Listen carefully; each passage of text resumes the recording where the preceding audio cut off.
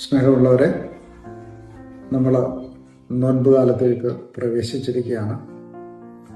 നോൻപ് കാലത്ത് പ്രധാനമായിട്ട് നമ്മൾ ധ്യാന വിഷയമാക്കുന്നത് കർത്താവിൻ്റെ പീഡാസഹനത്തെക്കുറിച്ചാണ്.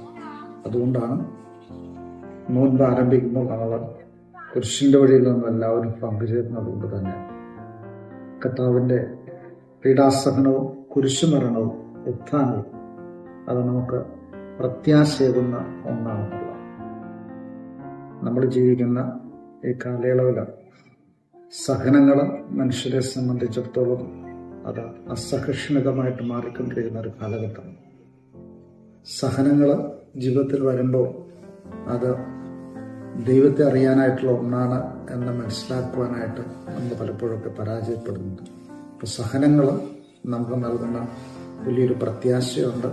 ആ പ്രത്യാശ നമ്മുടെ ഉള്ളിൽ നമുക്കൊരു ഇന്നർ കോൺഫിഡൻസ് വാസ്തവത്തിലെ സഹനങ്ങൾ നമുക്ക് തരുമെന്നുള്ള. ഓരോ സഹനങ്ങളും നമുക്ക് ഓരോ പാഠങ്ങൾ തരും. അത് നമുക്ക് ജീവിക്കാനായിട്ടുള്ള വലിയൊരു പ്രചോദനമാണ് നമുക്ക് നൽകുന്നത്. അതുകൊണ്ട് സഹനങ്ങൾ നമ്മളുടെ ജീവിതത്തിൽ ഉണ്ടാകുമ്പോൾ ഒരിക്കലും നഷ്ടപ്പെടാതെ പ്രത്യാശയോടെ മുന്നോട്ട് പോകാനായിട്ട് ഈ നോൻപ് കാലത്ത് നിങ്ങൾ പരിശ്രമിക്കുക. ദൈവം നിങ്ങളെല്ലാവരെയും